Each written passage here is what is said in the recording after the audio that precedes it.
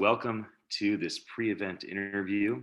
I am here with my friends Raymond and Ryan from SIO, and glad that all of you at NFT.NYC community could join us. The purpose of this interview is for us to talk a bit about what SIO has created. They have some very exciting news around the Clemente Museum and what they're doing to take all of the objects at this museum and put it on the distributed ledger.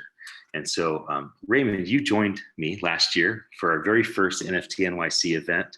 And you and I have been talking about NFTs, non-fungible tokens, crypto collectibles, digital assets, whatever name you want to give it. These one-off items. We've been talking about this for 5-6 years together. And it was cool to see the whole community come together last year in Manhattan. And now we're coming up again for another event next week that you'll be joining us at. Maybe we could just start and you could just introduce yourself, and then Ryan, you could do the same, and then we could dive in a bit about what you're working on. Sure. Yeah, I'm Raymond St. Martin. I'm the CEO of SIO. That's our new project. That's going to be, the wrapper is going to be taking off of it here in the next couple of months as we launch at the Clemente Museum. So that's me. That's who I am. And I'm Ryan Quick. I'm with SIO as well, and I'm their Chief Science Officer. We're getting ready to go live, so stay tuned for a second. Yes, very, very exciting. So Raymond, can we just start by talking about the first product that SIO is launching? Absolutely. We had this concept about 5 years ago that every object in time and space is unique and has an identity separate from itself that could be stored digitally.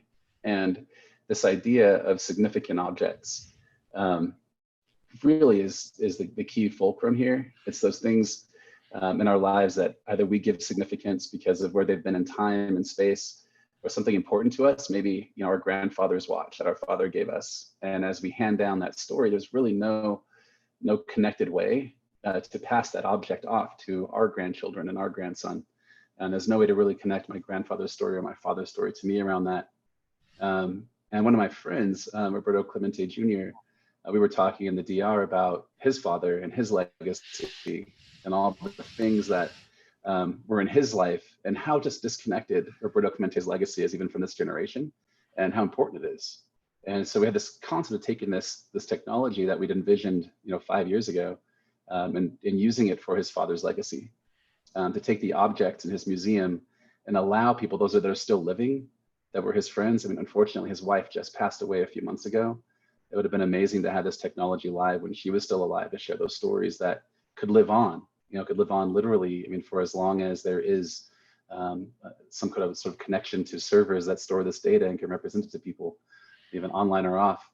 And so we really believe that the significance of Roberto Clemente's life, who he was as a philanthropist, who he was as a human, who he was as a baseball player, really will allow us to gather a lot of history before it's lost, and connect that to the objects in the museum and allow visitors to interact with those objects in a way they never have before.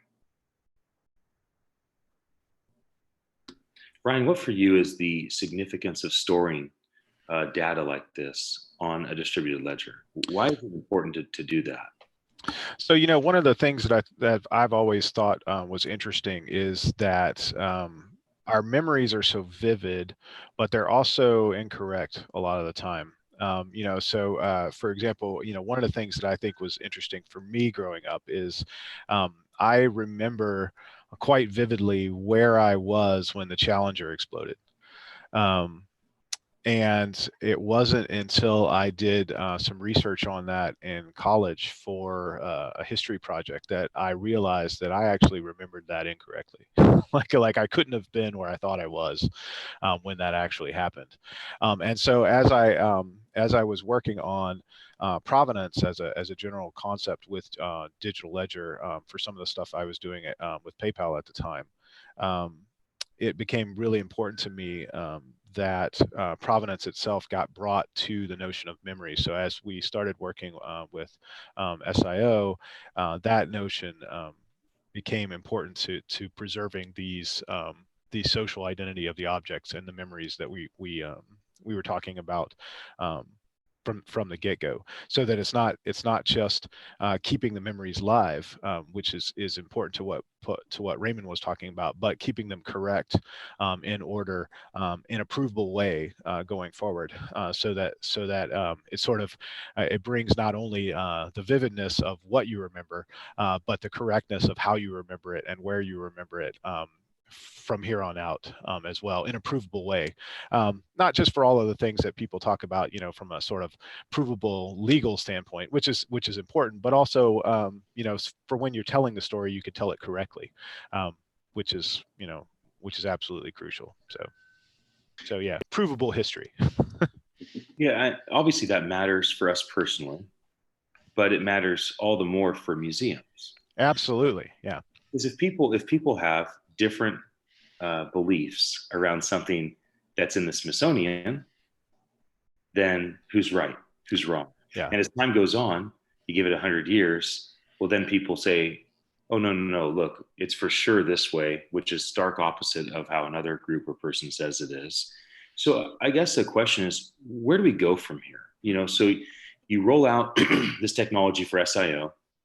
You start with Roberto Clemente Museum. I imagine you start working with other museums because it's a really good fit. But as an organization, as you start rolling out this technology and helping attach the social identity of objects, and you start with something as consolidated as a museum that everybody cares about, where do you go from here? Like, well, what's next? Well, there's so many different types of objects in museums. There's artwork. There are, especially in the Clemente Museum, there's a lot of photography, original photography in the museum. There are a lot of objects that could be considered memorabilia and collectibles by people. I think in the museum space, we're going to learn a lot about not just the identity of the object, but also the influence of the social identity on the value of the object. And as those objects are being valued higher because of the fact that humans interact with them in a connected sort of storytelling network, then we'll be able to see which verticals we can branch off to. I really think there are a lot of opportunities, like in the sports memorabilia space for one, collectibles, working with artists directly. I just imagine what this would be like if Picasso had this technology back in the day, and was able to connect it to all of the artists he was meeting, at night, and their artwork, and just the ideas and the stories that were hatched together. When Hemingway sits with Picasso, you have an artist and you have a writer together, how they influence each other's work. I think about Ernest Hemingway, like being in Cuba and going on fishing charters and trips and witnessing all of this and then writing about it. And we get to live that through his stories that he writes, but we haven't lived it through his life itself and being chronicled that way. So I really believe in being able to capture the inspiration behind creation as part of this, and then storing it, as Ryan said, this distributed ledger so that it's in chronological order and that point true. But I think, really the hope is that by the end of the year, we'll scale to users being able to take their own content, their own personal objects, the things they love. Like, as I look around my house, I have all these things I've collected that are really important to me. Like my first painting I bought in Paris, from a street vendor there. It's really important to me, but there's no way to tell that story when that painting gets handed down to my great-grandson or great-granddaughter. And, when the next time I go to Montmartre, to be able to walk through Montmartre and show them where I bought that painting and attach it directly to its history. There are so many ways to go with this platform that are really, really interesting. And just from our perspective, sort of from a technology thing, so there's this notion of this sort of thread of history that Raymond's talking about. But what for me is particularly interesting is that it's very difficult to take that piece of art and then go off and say, all right, what else was happening alongside the street on the Champs-Élysées at the same time? It's like I ate a really good croissant next door, and then I bought a sculpture alongside that and had a really great memory of this. And then later on that night, you guys both went to the same play, right, and have a memory about that. That is an extremely difficult story to wrap together today.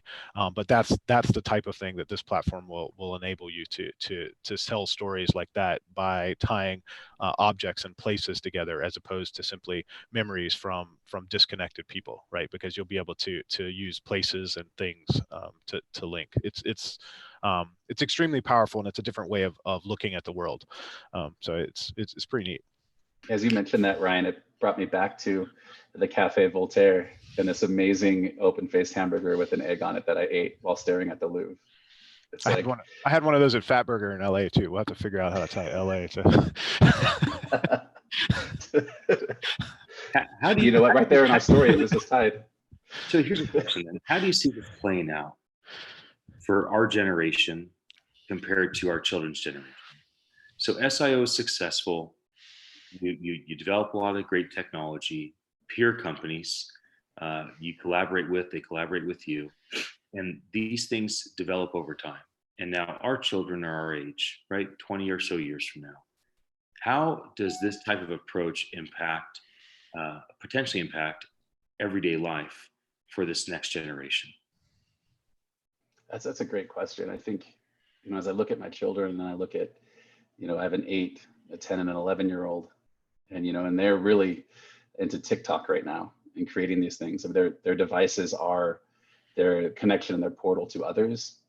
And I believe that being able to SIO literally everything in time and space, including their TikToks and when it was taken and how it was taken and all that data behind the TikTok that is in the social identity of even that video, is going to, I think to Ryan's point, create some truth behind things and give really a way to look back and see what you were influenced by. And the hope is, our grand hope here is that, 10, 15 years from now, when you go and you look at the SIO interface, not only will you see the true identity of that object, its relationships to others, its emotions, its feelings, like how it's transpired over time and space, but truly to see yourself. How have I interacted with things? Who are others have interacted with me, all based on the objects themselves that I've interacted with and the stories I've told. Shakespeare wrote, "Hold as 'twere a mirror up to nature." And I truly believe that our interaction with objects will give us a mirror to look in. And this future generation, if they adopt this platform, will be able to see themselves in a way that we currently can't.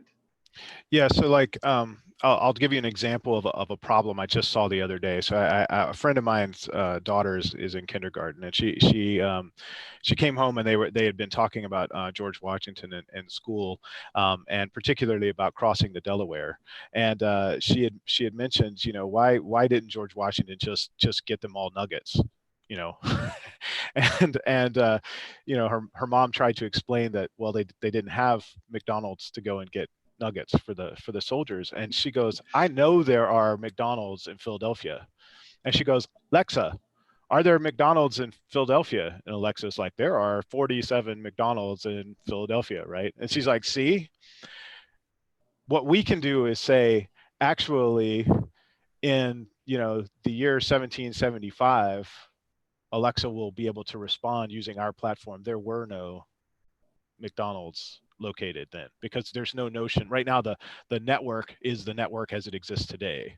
We will be able to provide the network as it existed then. That's a very difficult problem for Graph to have, because Graph has no notion of history, right? So we're being able to provide, because we can track objects in time alongside the Graph. That's the magic that we'll be able to provide to our children 20 years from now. They'll be able to ask a question about what the network looked like then. This is a problem we can't answer today. So do you see the difference from a technology standpoint? That makes a lot of sense. Well, as we wrap up our interview, Raymond, you got to come to NFT.NYC last year. Can you talk to us a bit about what you're looking forward to this upcoming year with NFT.NYC? Why you're coming back again, and what you hope comes of it?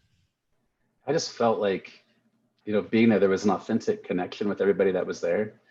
I feel like there's a movement of people that are trying to solve, some pretty big problems, but they're doing it in a way that's more community-based and sharing and open. And that was really refreshing. It was great to be around a group of people that are just, like, I felt every connection I made there was authentic. And everyone wants to speak to each other, and they want to learn from each other and try to solve problems together. I think, it's a beautiful space to be in, and I don't use that term lightly.